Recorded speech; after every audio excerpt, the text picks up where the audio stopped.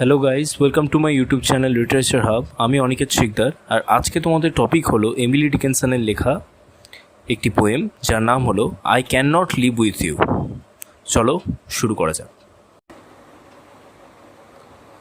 আমাদের আজকের এই কবিতাটিতে এমিলি ডিকিনসন যেটা ব্যক্ত করতে চেয়েছেন সেটা হচ্ছে যে 19th সেঞ্চুরির যে রিলিজিয়ান এবং তার যে স্ট্রিক্টনেস বা কঠোরতা এবং মৃত্যুকে নিয়ে যে তার মানে মৃত্যুর যে পরিপূর্ণতার যে সেই সময়কার যে আইডিয়া কনসেপ্টটা সেইটার এগেনস্টে গিয়ে এখানে তিনি এই কবিতার মধ্যে দিয়ে একটা হিউম্যান প্যাশনকে একটা বেশ স্ট্রং প্যাশনকে তুলে ধরেছেন আর কি।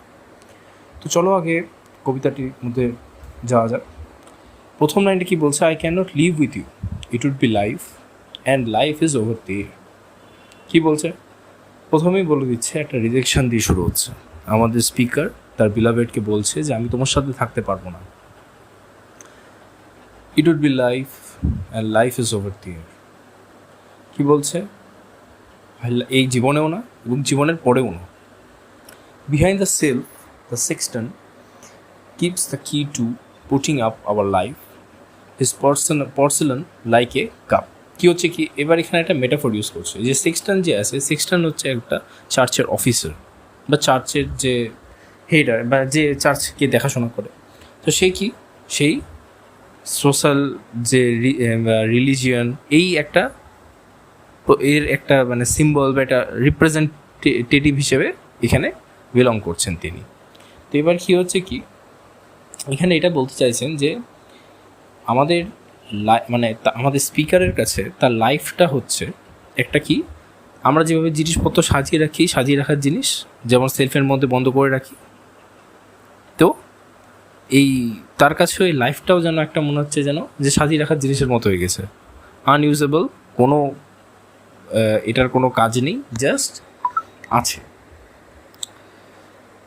সাজানো টাইপের। তো এখানে যেটা বলতে চাইছি যে সেক্সটন যে চার্চের অফিসার, সেও কী করছে, প্রত্যেকের লাইফের পোটেনশিয়াল এই যে এই কঠোরতা স্ট্রিক্টনেস এই সব দিয়ে তার সেলফে একটা পর্সিলনের যে কাপের সেট হয় সেটাকে যেমন সাজিয়ে রাখার জন্য ইউজড হয়, খুব বিশেষ ওটার ব্যবহার হয় না, তো সেটাই প্রত্যেকের লাইফের পোটেনশিয়ালটা ওভাবেই সে এই ধর্ম তার কঠোরতা এইসবের মধ্যে দিয়ে আর কি বেঁধে রাখছে বা সাজিয়ে রাখছে, যাতে ওটার কোনো ফ্লারিশ না হতে পারে। কী হচ্ছে তারপরে বলছে, discarded of the house wife quint or broke in newer serves pleases old one crack। তো এখানে কী হচ্ছে, আরেকটা ডোমেস্টিক মেটাফোর ইউজ করা হচ্ছে যে একটা হাউস ওয়াইফ সে কী করে, সে এই যে এই কাপসগুলো সেগুলো কি পুরোনো যেগুলো যেরকম যে কাপস এগুলো যেমন ফেলে দেয় আর কি, যাতে কি নতুনত্বটা বজায় থাকে, পুরোনো জিনিসের কি মূল্য থাকে না, নতুনত্ব যাতে বজায় থাকে, এই ব্যাপারটা এইভাবে বলতে আছে। তারপর আবার বলছে, I couldn't die with you, for one must wait to shut the others gaze down, you couldn't। তো এখানে যেটা বলতে চাইছে যে আরেকটু বলা যায়, and I stand by and see you freeze without my right of frost death's privilege। তো এবার ব্যাপারটা এরকম হয়ে বলতে চাইছে এখানে যে স্পিকার সে তার বিলভেডের মৃত্যু চোখে দেখতে পারবে না, চোখের সামনে তার, এবার কি হচ্ছে কি এই পেনটা সে নিতে পারবে না। এবার যদি স্পিকার মারা যায় তাহলে আবার বিলাভেড সেই পেনটা নিতে পারবে না, মানে দুজনের সাথে এমনভাবে জড়িত রয়েছে যে কেউ কাউকে ছাড়তে পারবে না। তো এই পৃথিবীতে থাকাকালীন বা এই জীবিত অবস্থায় থাকাকালীন কেউ কারোর মৃত্যু চোখে দেখতে পারবে না, তাদের কাছে এটা ইম্পসিবল ব্যাপার, মানে মৃত্যুরও প্রিভিলেজ নেই যে এটা সে করে মানে তাদেরকে নিয়ে চলে যেতে পারবে এইভাবে। Nor could I rise with you because your face would put out Jesus that new grace। এই যে এখানে একটা ব্যাপার দেখাচ্ছে, একবারে কিন্তু জেসাসের সাথে একটা গডকে চ্যালেঞ্জ এই গডের সাথে একটা ক্ল্যাশ হয়ে যাচ্ছে ব্যাপারটা। কি দেখাচ্ছে যে মানে তার বিলভেডের ফেসটা এতটাই উজ্জ্বলতা এতটাই বেশি তার বিলভেডের ফেসের, সেটা জিসাসের ফেসের থেকেও নাকি বেশি, মানে ভাবা যায় না।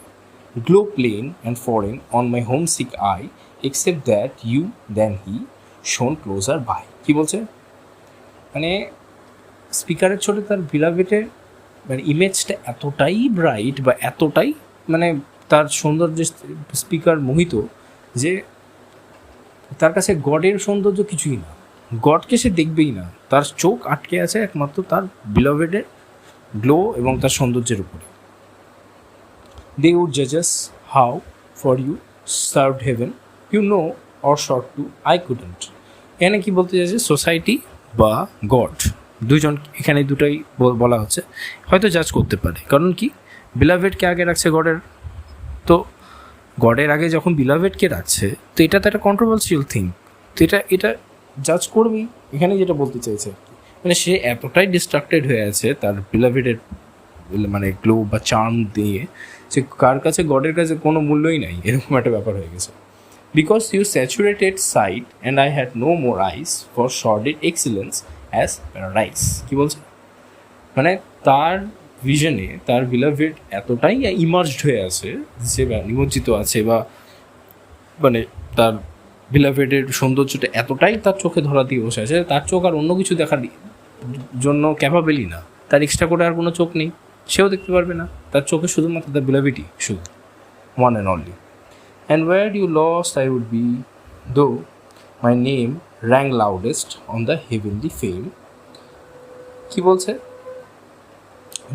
যদি এখানে তার বিলাভেড অর্থাৎ স্পিকারের বিলাভেড যদি লস্ট হারিয়েও যায়, সেও কিন্তু লস্ট ফিল করবে, মানে কেউ কাউকে ছাড়তে পারছে না। আবার বলছে যে আমাদের লেডি স্পিকার সে তার বিলাভেডের সাথে থাকতে পারবে না, প্যারাডক্সটা বোঝা যাচ্ছে তো এবার এইভাবে।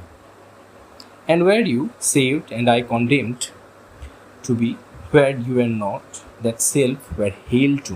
কী বলছে, যদি এরকম ব্যাপারটা হয় যে তার বিলাভেড থাকে হেভেনে আর সে তাকে যদি হেলে, এটা কোনো প্রবলেম হবে না, তাহলে মানে এইখানে হেল আর এই যে এটা, এই দুজন আলাদা তখনই হতে পারবে, মানে চোখের সামনে থেকে তারা একে অপরের সাথে যেমন থাকতেও পারবে না, আবার একে অপরকে ছাড়া চলবেও না তাদের। তাহলে উপায় কি, একজনকে হেভেনে থাকতে হবে, একজনকে হেলে থাকতে হবে। কি বলছে, so we must meet apart, you there I here, we just the door ajar that oceans are and prayer and that white sustenance despair. কী বলছে, যে তারা জন্ম মৃত্যু বা তার পরবর্তীতেও ইটার্নিটিতেও তারা একসাথে এক্সিস্ট করতে পারবে না, তাদেরকে অ্যাপার্টই থাকতে হবে। ঠিক আছে, কেউ থাকবে ওশান হয়ে, কেউ থাকবে প্রেয়ার হয়ে, কেউ থাকবে হেভেনে, কেউ থাকবে হেলে, মানে দুজনের থেকে সবসময় অ্যাপার্ট থাকতে হবে, তাহলে এক্সিস্ট করতে পারবে তারা। কারণ একসাথে তারা এক্সিস্ট ওইভাবে কাউকে না কাউকে ছাড়া ওইভাবে করতে পারবে না, থাকতে পারবে না। এইভাবেই আর কি কবিতাটা শেষ হচ্ছে। আশা করি তোমাদের ভালো লেগেছে। ধন্যবাদ।